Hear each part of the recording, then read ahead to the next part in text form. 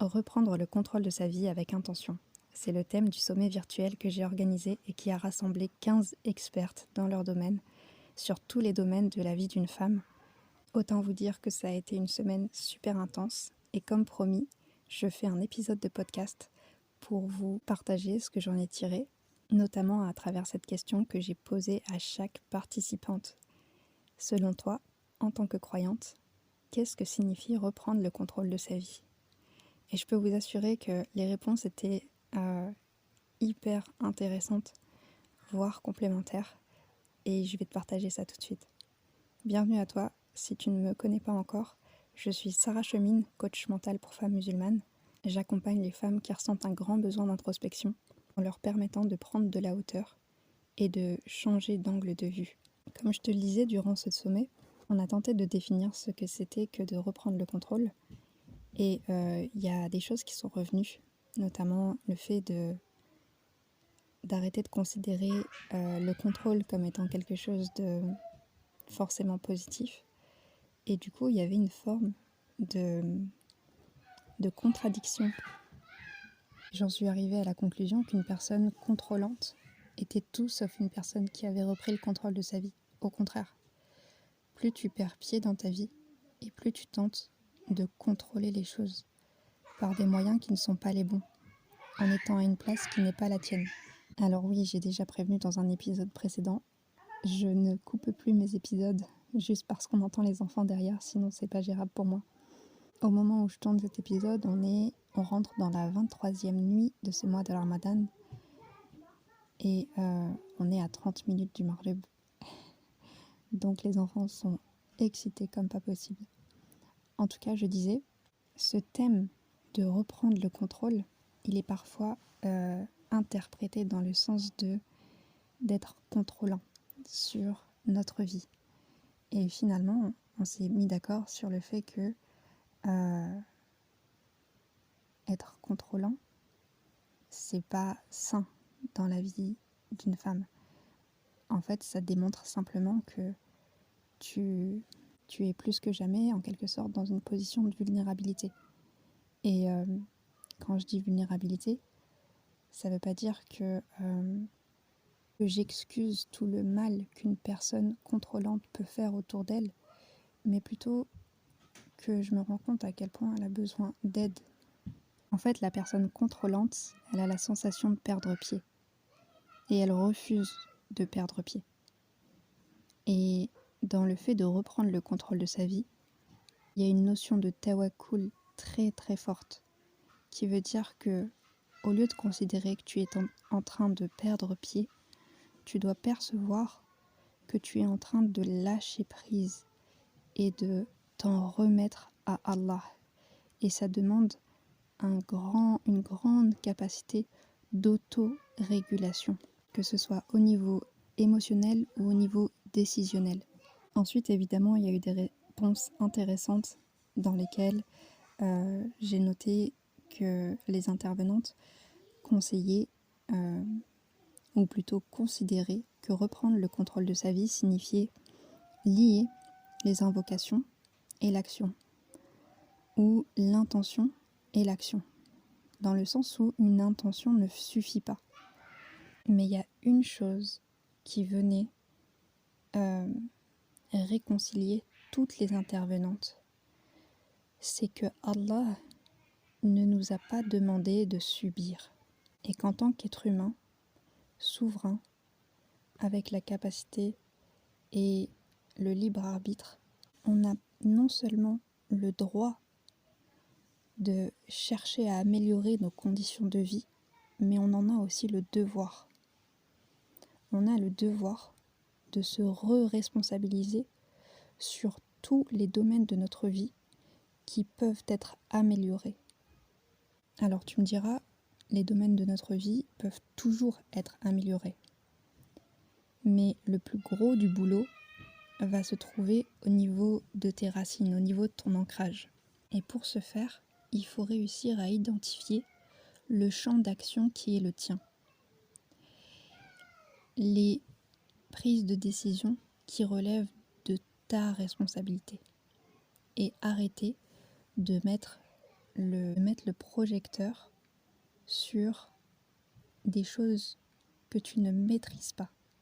Parce que quand tu fais ça, en fait, tu es complètement désaligné avec ce qu'Allah attend de toi.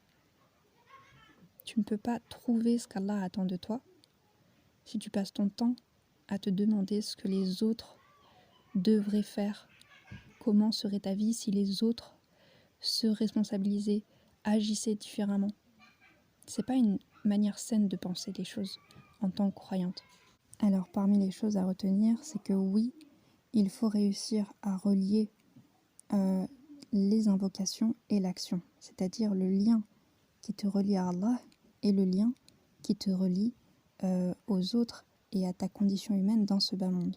Mais ce que je voulais surtout aborder avec toi aujourd'hui, c'est le thème d'intention, ou plutôt la notion d'intention. Ce que j'ai constaté, c'est que lorsqu'il s'agit d'intention, on a toute cette notion théorique d'intention dans notre religion, qui est que innamal a'malu binniyat. Les actes ne valent que par leur intention. Mais moi, je t'invite à te poser la question du degré au-dessus. Comment est-ce qu'on formule une intention ? Est-ce que tu penses sincèrement, et c'est une vraie question, que formuler une intention, c'est simplement laisser une pensée traverser notre esprit avant d'agir ? Et le début de réponse que je peux te proposer, c'est que prendre conscience des choses ne suffit pas. Tu remarqueras que parfois, on formule une intention, mais on n'arrive pas à la faire suivre d'une action. Tu formules l'intention de te réveiller au fajr, et le lendemain, au fajr, tu te rendors immédiatement après avoir éteint ton réveil. Ou à l'inverse, il y a des actions qui ne sont pas intentionnelles. Et là, qu'on soit bien d'accord, en tant que femme, on est mené par le bout du nez, par notre quotidien, de maman, d'épouse, parfois dans notre vie pro, parfois dans nos relations familiales. On passe nos journées en réaction aux événements qui nous sont extérieurs, plutôt que de réfléchir à la direction que l'on souhaite donner à notre vie. À quoi veux-tu que tes journées ressemblent ? Et dit comme ça, tu as sûrement l'impression qu'il s'agit d'un chantier énorme et que tu sais pas par où commencer. Et tu vois, on a eu l'occasion d'en parler durant le sommet virtuel. Pour celles que ça intéresse, les replays sont toujours disponibles et ils sont ultra précieux. Je vous encourage à vous inscrire pour les récupérer. Je vais mettre le lien dans la description de cet épisode, Inch'Allah. Donc je disais, l'une des choses qu'on a mis en lumière durant ce sommet, c'est que pour amener du changement dans ta vie, il suffit d'un petit pas. Il n'y a pas un meilleur moyen d'agir sur son environnement et sur tes proches de manière positive que de changer à l'intérieur de toi, profondément, ta façon de faire les choses et ta capacité à prioriser ce qui compte vraiment pour toi. Et au fait, comment tu peux savoir que ta vie nécessite du changement ? Allah nous dit dans le Coran « Inna khalaqana al-insana fi ahsani taqwim » que ce soit au niveau corporel ou au niveau spirituel, lorsque tu t'éloignes de ton point d'équilibre, il y a des symptômes qui s'amènent à toi de manière désagréable, de manière douloureuse. Quand tu es malade, quand tu fais de la fièvre, ton corps t'appelle à l'aide. Et sur un plan spirituel, c'est la même chose. Lorsque tu ressens un mal-être profond, une perte de sens, une sensation d'être perdu, peu importe comment ça se manifeste à toi, cette douleur-là est le signe qu'un changement est nécessaire. Et le changement est une porte qui ne peut s'ouvrir que de l'intérieur. Récemment, il y a quelqu'un qui m'a contacté en DM pour me challenger sur ma définition et la différence que je faisais entre coach mindset et coach mental. Et au fur et à mesure que je mettais des mots sur mon approche, sur ma méthode, je me suis rendu compte que ma spécialité, c'est de venir me concentrer sur tout ce qui n'est pas visible, tout ce qui est sous la terre, tout ce qui est dans tes racines. Et on vit dans un monde où ce qui n'est pas visible, on ne prend pas le temps d'aller le questionner, l'assainir, regarder ce que ça nous dit à l'intérieur de nous et surtout écouter les messages que notre intérieur nous porte. Ce premier pas vers le changement, il naît dans l'introspection. Et cette introspection, c'est exactement ce que je te propose de faire ensemble dans une toute nouvelle version de mon programme signature que j'ai appelé Mon Oasis, comme un point pour se ressourcer après une traversée du désert.